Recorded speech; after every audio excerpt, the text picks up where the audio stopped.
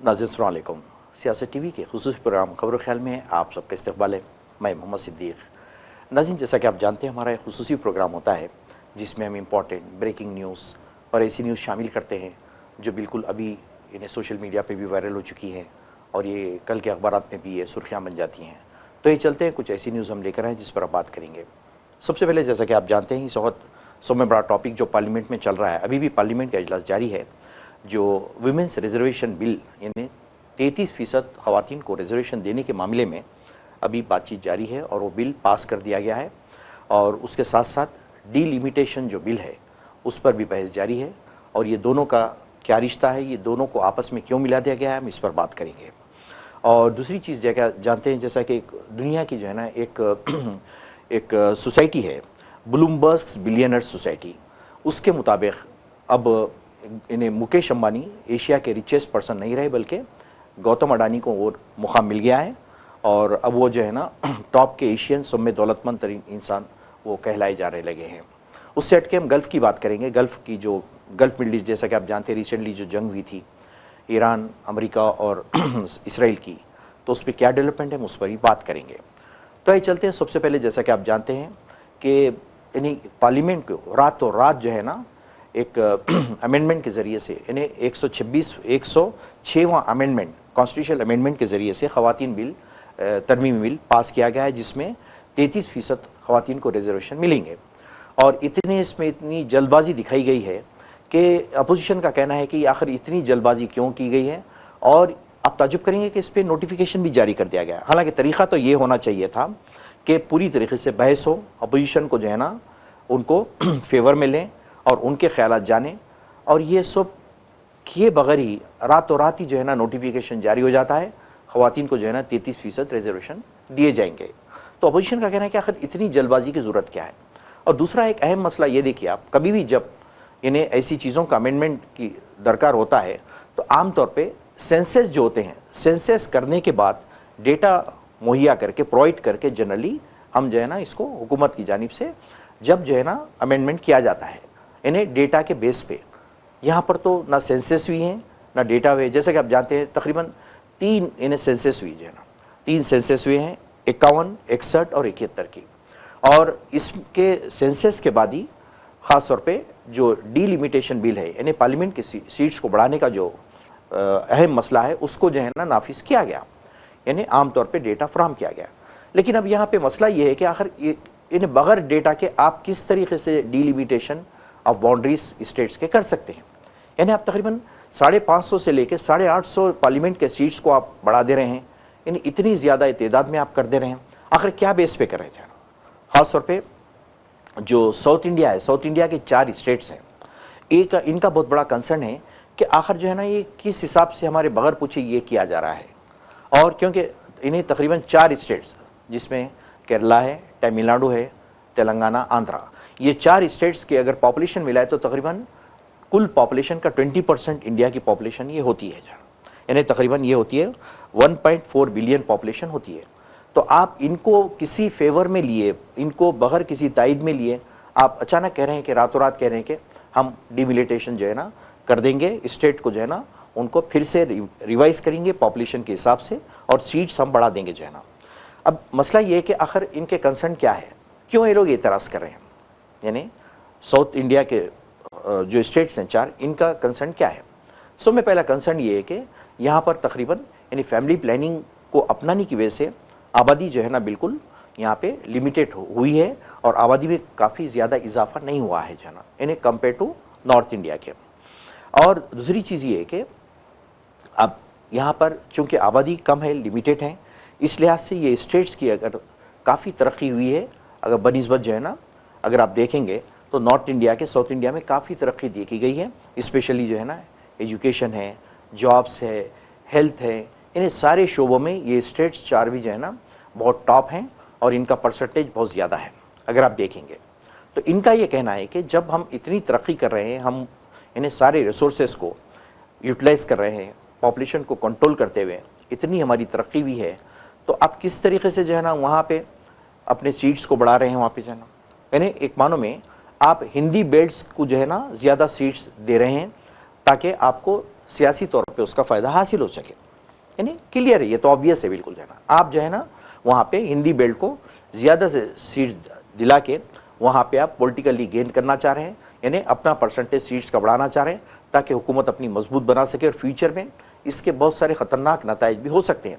मतलब है कि आपकी जो है ना हुकूमत है वो और मजबूत मुस्तहकम हो जाएगी और ये जो ख़ास तौर पे साउथ के जो स्टेट्स हैं इनको बिल्कुल नज़रअंदाज कर दिया जाएगा। आप चाहे लैंग्वेज बोलिए, चाहे इकोनॉमिक के बेसिस पे बोलिए या पॉपुलेशन के बेसिस पे बोलिए, आप इनको बिल्कुल नज़रअंदाज कर दे रहे हैं। मगर इनको फेवर में लिए जो है ना तमिलनाडु के जो चीफ मिनिस्टर उन्होंने तो क्लियरली सबके सामने वो बिल को जला के बोला कि ये बिल्कुल हम होने नहीं देंगे, ये नाकाम होंगे। और मेरा ख्याल है कि ये बिल्कुल बिल भी पास होना बहुत मुश्किल है। अगर चोर दरवाजे से अगर कर लेते हैं ये और बात है, लेकिन ये बिल को जो है ना पास करने के लिए सारे जो है ना साउथ इंडिया के स्टेट्स को फेवर में लेना बहुत ज़रूरी है। अदरवाइज़ ये बिल पास हरगिज़ नहीं होगा, क्योंकि इनके जो कंसर्न है उनको जो है ना, हालांकि हमारे प्राइम मिनिस्टर कहते हैं कि नहीं इससे जो है ना नुकसान कुछ नहीं होगा, खाली सीट बढ़ेंगे। यानी वो डीप में जाके कोई बात कहने पे जो है ना वो आमतौर पे कतराते हैं, सिर्फ कहते हैं कि नहीं इससे नुकसान कुछ नहीं होने वाला है। लेकिन कांग्रेस के जो खासतौर पे राहुल गांधी है, प्रियंका गांधी है, ये सब ने कहा कि ये बिल्कुल जल्दबाजी में फैसला लिया गया है। और शशि थरूर ने तो ये तो कहा है कि ये तो सेम ऐसी जल्दबाजी दिखाई जा रही है जैसा कि डीमोनेटाइजेशन किया गया।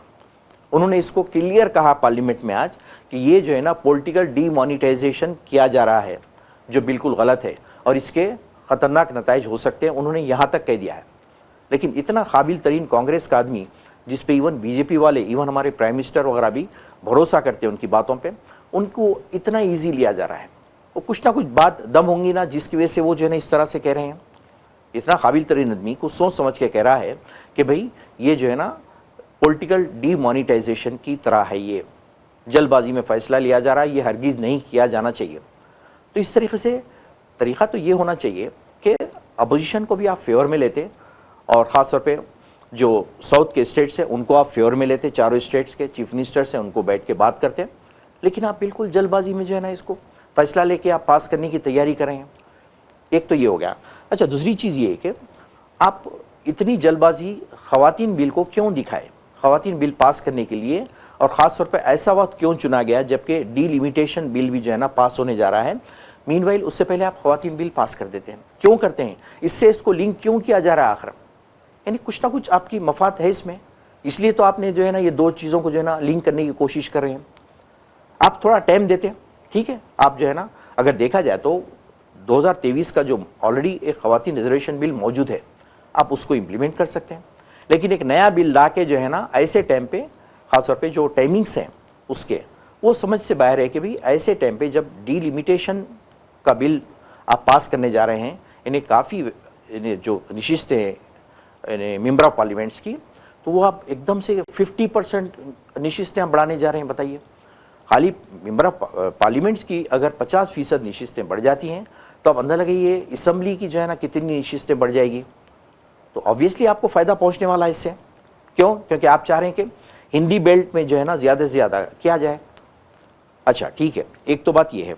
और एक मसला ये है कि अगर आप ये वाकई करने जा रहे हैं तो आप पहले डेटा बताइए, आप डेटा सामने रखिए, किस बुनियाद पे आप जो है ना ये इंक्रीज़ करने जा रहे हैं।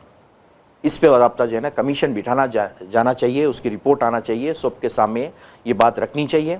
लेकिन इतनी जल्दबाजी क्यों दिखाई जा रही है, ये हर एक की समझ से बाहर है। ये बिल्कुल जो है ना नाइंसाफ़ी है और ये जो है ना आप अपनी मेजॉरिटी की हैसियत से आप जो है ना नाजायज़ फ़ायदा उठाने की कोशिश करें, क्योंकि आपके पास नंबर्स हैं।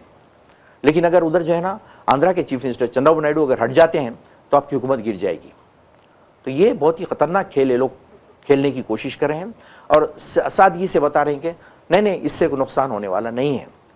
अरे ऐसे जुमले तो बहुत सुन चुके हैं हम हमारे वज़ीर आज़म के, कई दफ़ा उन्होंने जुमलेबाजी की है। लोग अब उनको भरोसा नहीं रहा इनके जुमलों पे। क्यों? क्योंकि जितने इन्होंने वादे किए थे 13 साल में, वो कोई भी वादा पूरा नहीं हुआ है। उल्टा लोगों को इन्होंने क्यू में, लाइनों में लगा के रख दिया है। कभी भी जो है ना अवाम के साथ इन्होंने इंसाफ नहीं किया है। अवाम ये बेहतर तरीके से जानते हैं, चाहे डीमोनेटाइजेशन हो, चाहे आप जो कोविड का जो मसला जो चला है उस दौरान में हो, जीएसटी हो और एम्प्लॉयमेंट, हर चीज़ में आपने लोगों को जो है ना लाइन में खड़ा करके रख दिया है। अवाम को मालूम हो चुका है कि आप ज़्यादा बेवकूफ़ नहीं बना सकते।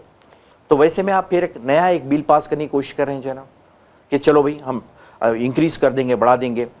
हम नई पार्लियामेंट की इमारत तो बना दिए हैं, उसमें जो है ना तकरीबन 1100 बैठने की गुंजाइश है। तो ठीक है 1100, ठीक है 1100 मेंबर्स बैठ सकते हैं। तो आप महज पार्लियामेंट की जो इमारत बनाए हैं वो बेसिस पे आप कह रहे हैं कि मैं जो है ना 850 मेंबर्स कर दूंगा, बढ़ा दूंगा। ये कहाँ की लॉजिक है, कहाँ की मंतिक है, इसके पीछे क्या है आखिर जना? तो साफ जाहिर है कि आपकी नीयत बिल्कुल ठीक नहीं है।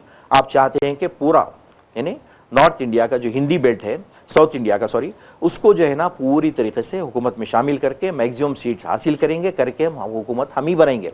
दूसरों को मौका नहीं दिया जाएगा, खासतौर पर 4 स्टेट्स को मौका नहीं दिया जाएगा क्योंकि नॉन हिंदी स्टेट्स हैं ये। और क्लियर है, यानी ज़बान का भी जो मसला है, ज़बान के बारे में भी आप जो है ना ज़बरदस्ती थोपने की कोशिश करते हैं।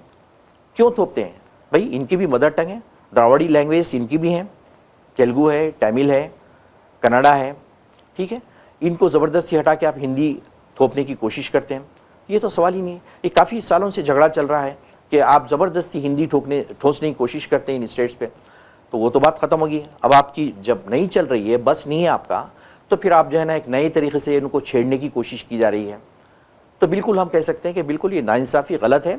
और अगर वाकई आपकी नीयत साफ़ है तो आप सब में पहले उनके सामने बताएं, सारी तफसीलात बताएं, डेटा लाएं, पहले डेटा ला के बताएं कि भाई आखिर क्या बेसिस पे आप जो है ना डीलिमिटेशन कर रहे हैं इन स्टेट्स को।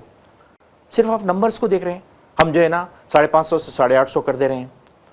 तो ये अजीब व गरीब अहमक़ाना बात हो सकती है। क्यों? क्योंकि देखिए वो लोग ईमानदारी से पूछ रहे हैं, अपोजिशन लीडर्स आपको बिल्कुल ऑनेस्टी से पूछ रहे हैं कि भाई आखिर ये करने की इतनी जल्दबाजी की ज़रूरत क्या है। और फिर साथ साथ फिर आप इमीडिएटली आप पहले जो है ना वीमेंस रिजर्वेशन बिल पास कर दे रहे हैं। अरे ऑलरेडी पहले से मौजूद है, फिर साथ में आप इसके बाद डिलिमिटेशन बिल को भी ला रहे हैं, दोनों को एक साथ जो है ना आप मिला के लाने की कोशिश कर रहे हैं। तो ज़रूर ये लोग कह रहे हैं कि ज़रूर आपकी नीयत में कुछ ना कुछ खोट है, आप बिल्कुल ईमानदारी से ये चीज़ नहीं कर रहे हैं जो है ना, ये इनका बयान है जो है ना। और वाकई बात है, सोचने वाली बात है कि आपके पास ये बताइए कि आपके पास जो है ना आदत-ओ-शुमार कहाँ है, डेटा कहाँ है, किस बेसिस पे आप जो है ना सीट्स को बढ़ा रहे हैं, कोशिश कर रहे हैं जो है ना। अब आप कहते हैं, मिसाल देता हूँ मैं, अब फॉर एग्जांपल जैसा कि जानते हैं आप, हैदराबादी पार्लिमानी नशिस्त एक है, एक सिकंदराबाद की है। आपको तो मालूम है जैसे 2 होते हैं, एक हैदराबाद होती है पार्लियामेंट्री सीट और एक सिकंदराबाद की होती है जिसपे 2 मेंबर सेलेक्ट होकर आते हैं। अब आप उसमें कोशिश ये कर रहे हैं कि एक चारमीनार नामी जो है ना पार्लिमानी नशिस्त को आप बढ़ाने की कोशिश कर रहे हैं। देखिए आप उसी को यानी डिवाइड करके आप और एक ऐड कर रहे हैं चारमीनार नामी। तो ये छोटी सी एग्जाम्पल दे रहा हूँ मैं। तो इससे कितने कॉम्प्लिकेशंस फ्यूचर में पैदा हो जाएंगे आप इसका अंदाज़ा नहीं लगा सकते। और अल्टीमेटली फ़ायदा तो हुकूमत का ही होगा, यानी बीजेपी गवर्नमेंट का ही होगा, बीजेपी को अल्टीमेटली इसका फ़ायदा पहुंचेगा, किसी और को नहीं होगा जो है ना।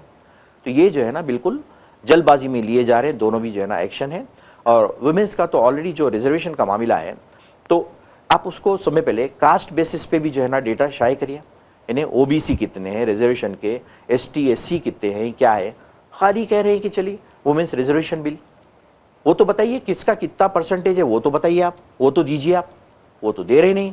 जल्दबाजी में आप जो है ना रातों रात चोर दरवाजे से आप जो है ना उसको जो है ना नोटिफिकेशन भी जारी कर देते हैं।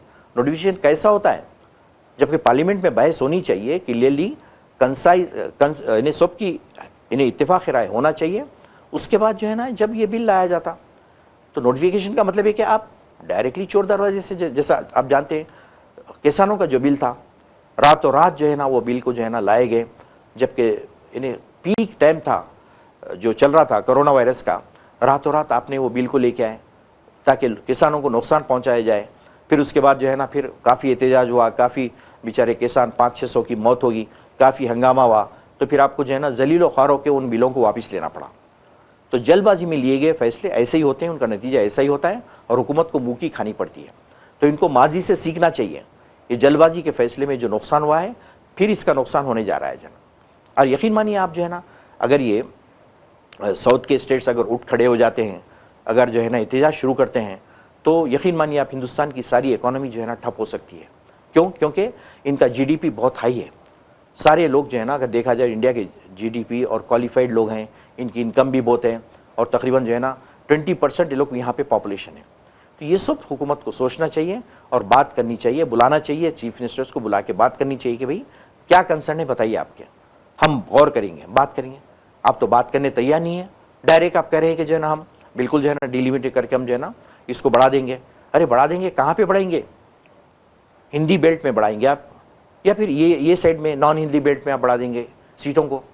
तो ये बिल्कुल खामोशी, इसका मतलब है कि आपकी नीयत ज़रूर कुछ ना कुछ ख़राब है, जो आप जो है ना हुकूमत से अपनी चिमट के रहना चाहते हैं कई साल तक। चलो एक तरीक़े से, और एक ज़रिया है, चलो अब तो जो है ना रिगिंग तो नहीं हो सकती, ईवीएम मशीन के ज़रिए तो कुछ नहीं हो सक रहा, ठीक है, फिर SIR का भी मसला चल रहा है। यानी कुछ ना कुछ बहाना हुकूमत को चाहिए जिसके ज़रिए से जो है ना हुकूमत में चिमट के बैठना और कई साल तक हुकूमत करना, इनका ये ख्वाब है। ये दरअसल ख्वाब है, कभी भी रियलिटी में नहीं हो सकता है जना। तो ये चीज़ हम जो है ना आपके सामने क्लियर रख रहे हैं, जैसा कि आप जानते हैं जना। चलिए अब हम चलते हैं जो है ना, ये तो एक टॉपिक था। दूसरे कि जानते हैं कि अब जहाँ तक मुकेश अंबानी का सवाल है, वो एशिया के रिचेस्ट पर्सन अब बाकी नहीं रहे, बल्कि वो सेकंड पोजीशन पे चले गए, और कि गौतम अडानी अब ये पोजीशन पे आ चुके हैं। जैसे कि आप जानते हैं ब्लूमबर्ग के बिलियनियर से एक रिपोर्ट शाये होती है, उसके हिसाब से अब एशिया के रिचेस्ट पर्सन ये कहलाएंगे। तो और दूसरे कि इन्हें जैसा ही ये रिवाइज़ हुआ तो वर्ल्ड के रिचेस्ट पर्सन की लिस्ट भी रिवाइज़ हुई है, तो उसके हिसाब से इन्हें तकरीबन ये 19th पोजीशन पे ये चले गए हैं। दुनिया के 19वें रिचेस्ट पर्सन ये अब ये गौतम अडानी कहलाएंगे, और मुकेश अंबानी तकरीबन 20th इन्हें पोजीशन पे आ चुके हैं। वर्ल्ड का जो पोजीशन है मैं उसकी बात कर रहा हूँ जना। तो अब ये सवाल ये पैदा होता है कि अच्छा क्यों हुए, क्या हुए?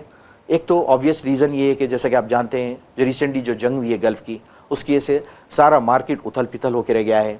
इन्हें आप देख रहे हैं कई शेयर्स गिर चुके हैं, मार्केट में उछाल आ गया है, कई मसाइल इसके जो है ना रिसेंटली आप देख सकते हैं। तो ये एक रीज़न हो सकती है।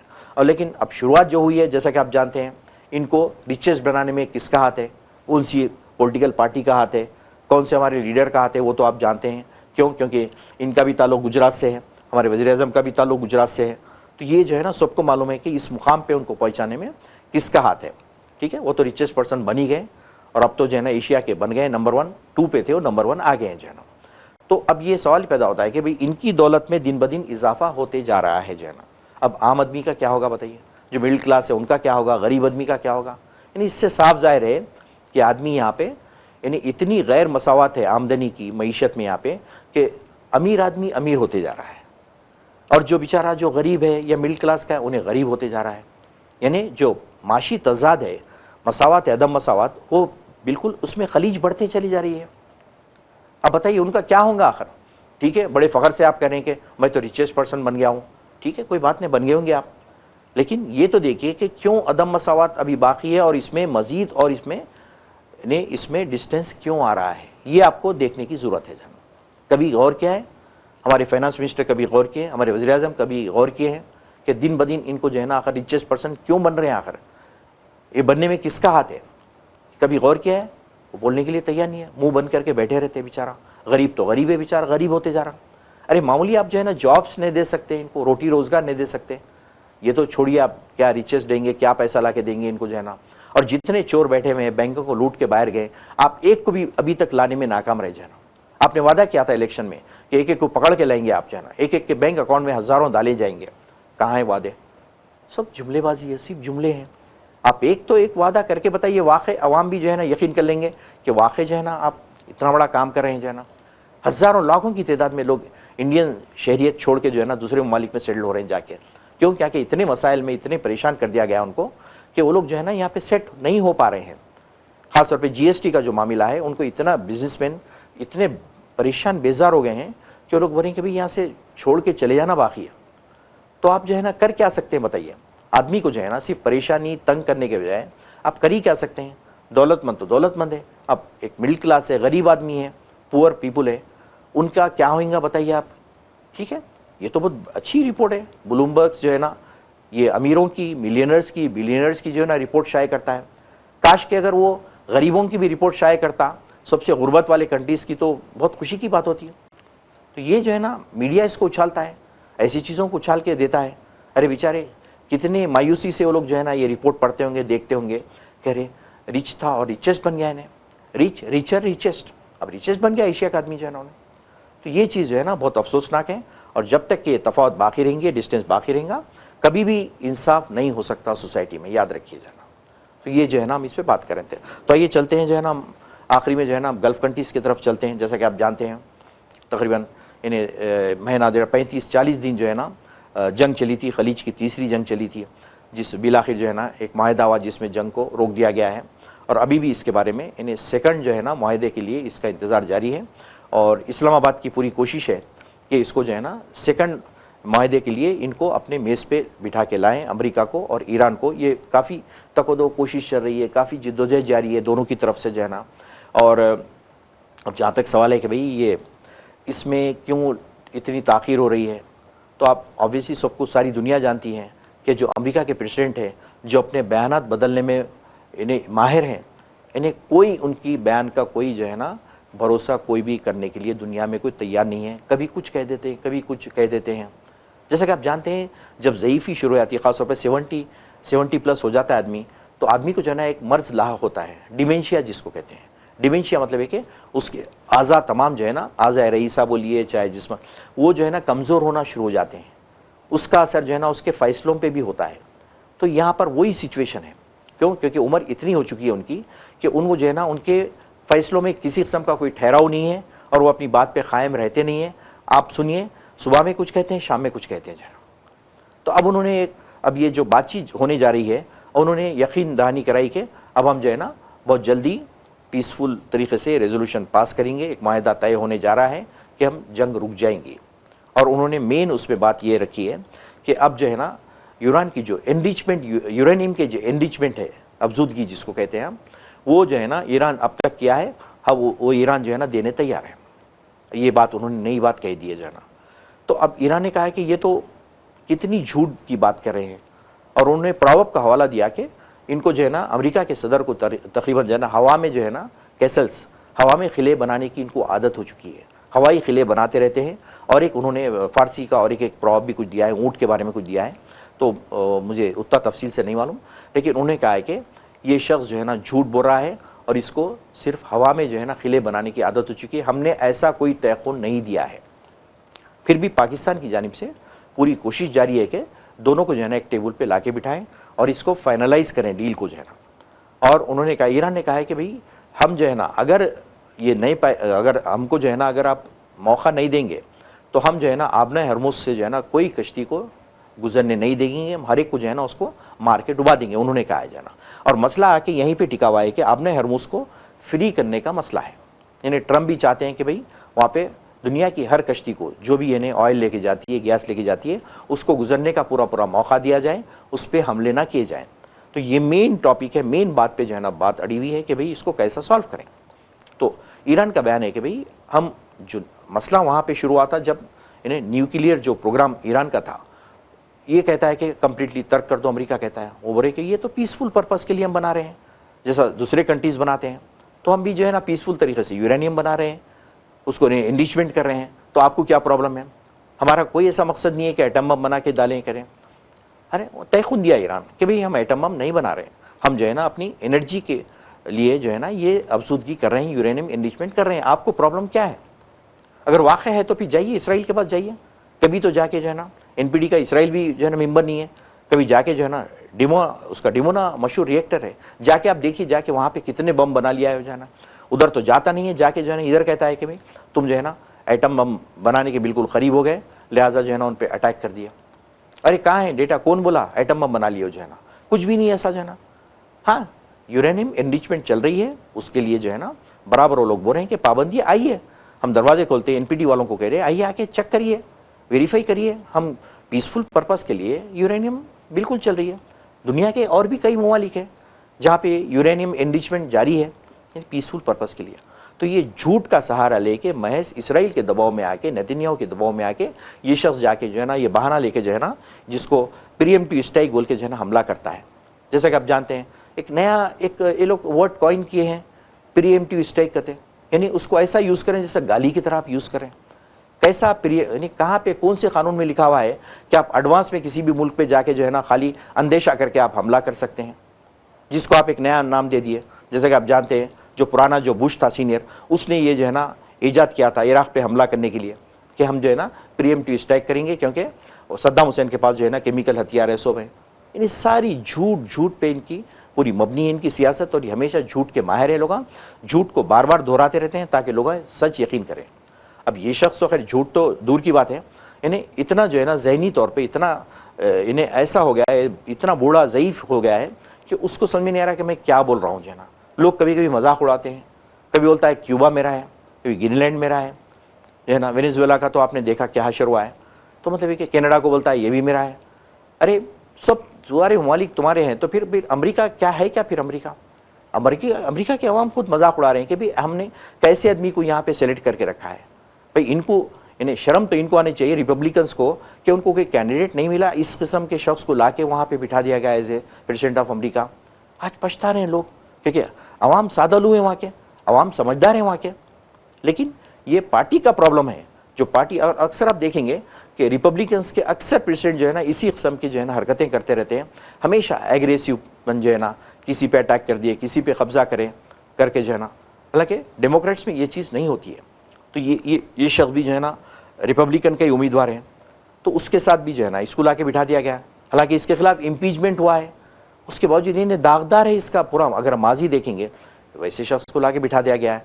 अटली फेलियर जिसको हम कह सकते हैं, जिसकी फॉरेन पॉलिसी आज तक भी अमेरिका सुकून में नहीं है। अब बताइए कितना नुकसान हुआ है अमेरिका का जो है ना, जो रिसेंट जंग भी है।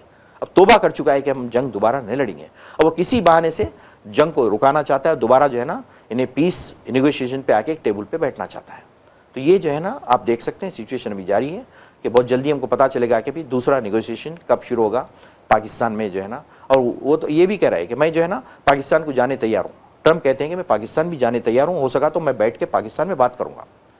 तो नाजरीन ये थी जो है ना मिडल ईस्ट की जो है ना गल्फ़ की बात हो रही थी। तो हम इंशाल्लाह फिर ऐसे ही टॉपिक्स लेके फिर आपके साथ फिर से मुलाकात करेंगे, फिर दूसरे प्रोग्राम में हाजिर होंगे। और जब तक के लिए इजाज़त दीजिए, अल्लाह हाफ़िज़।